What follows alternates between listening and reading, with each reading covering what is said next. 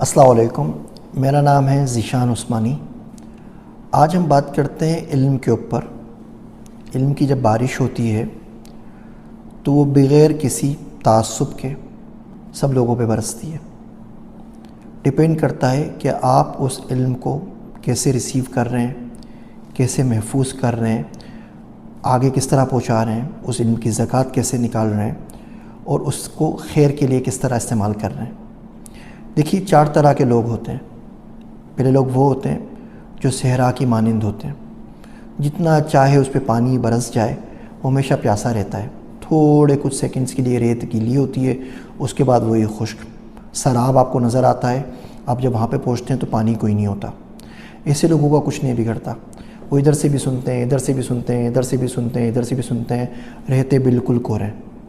آپ کو لگتا ہے کہ وہ لوگ اتنی مجالس میں بیٹھ رہے ہیں، اتنے موٹیویشن اسپیکرز کو سن رہے ہیں، اتنی زیادہ کتابیں پڑھ رہے ہیں، تو سراب کی مانند ان کے پاس کچھ نہ کچھ تو ہوگا۔ لیکن جب آپ ان کے پاس پہنچتے ہیں تو آپ ان کو بالکل خالی پاتے ہیں، بلکہ وہی آپ سے الٹا پانی مانگ رہے ہوتے ہیں۔ ان کے پاس کچھ نہیں ہوتا آپ کو دینے کے لیے۔ ہماری ایک نوجوان نسل ہے، اس میں سے اکثریت کا تعلق اس صحرا والی برانچ سے ہے۔ وہ دنیا بھر سے سیکھتے رہتے ہیں لیکن خالی رہتے ہیں۔ اس کی وجہ مجھے تو نہیں معلوم، میں بھی سوچ رہا ہوں، اب بھی سوچیں۔ دوسری قسم کے لوگ ہوتے ہیں پہاڑ کی مانند، ان پہ پانی برستا رہتا ہے، انہیں کوئی فرق نہیں پڑتا۔ وہ تو اپنے اندر صحرا والے تو کم سے کم جذب کر لیتے ہیں نا، 2-4-5 منٹ کے لیے کم سے کم فلم کی طرح اس حصار میں آ جاتے ہیں، بولتے ہیں واو مزہ آیا۔ ان کو واو بھی نہیں نکلتا، ان کو فرق ہی نہیں پڑتا، جو چاہے بولتے رہیں، ان پہ کوئی اثر نہیں پڑتا۔ اب ہزاروں سال کسی پہ بارش ہو اور تھوڑا سا پتھر میں کوئی سوراخ ہو جائے، اتنی لمبی زندگی ہوتی ہی کس کی ہے۔ تیسرے لوگ وہ ہوتے ہیں جو تالاب کی طرح ہوتے ہیں، پانی برستا ہے تو سب اپنے اندر جمع کر لیتے ہیں۔ اس کا فائدہ یہ ہوتا ہے کہ کوئی شخص گزرے گا تو پانی پی لے گا، کوئی چرند پرند ہوں گے، کوئی ہرن ہوگا، کوئی ہاتھی ہوگا، کسی کا فائدہ ہو جائے گا۔ اور تالاب میں آس پاس کی مٹی گیلی ہو جاتی ہے تو کوئی پھول بوٹے اگاتے ہیں۔ یہ ہمارے موٹیویشن اسپیکرز ہیں، لیکن اللہ جانے انہوں نے کون سا ایک نیا طریقہ نکالا ہے کہ پھول بوٹے بھی نہیں ان کے پاس اگتے۔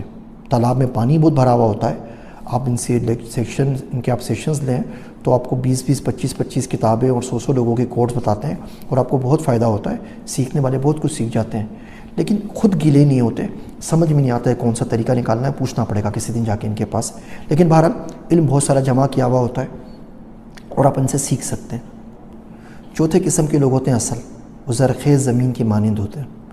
تھوڑا سا پانی گرتا ہے، ہر جگہ گھاس اگاتی ہے، پودے اگاتے ہیں، درخت اگاتے ہیں، اور کئی سینکڑوں سال تک لوگ اس سے فیض پاتے ہیں۔ تو کوشش کریں اس چوتھی کیٹیگری کے اندر آئیں، جو علم آئے اس کو آگے پہنچا دیجئے، علم کی زکوٰۃ نکالیں۔ میرے سرتے عبدالرحمن صاحب وہ کہا کرتے تھے کہ ہر وہ شخص جو خرچ نہ کرے اس کا جمع نہیں ہوتا۔ بہت دیر سے بات سمجھ میں آئی۔ اگر آپ علم خرچ نہیں کر رہے تو آپ کے پاس جمع بھی نہیں ہوگا۔ If you want success, you need to make sure that you have a hand in success of everybody around you۔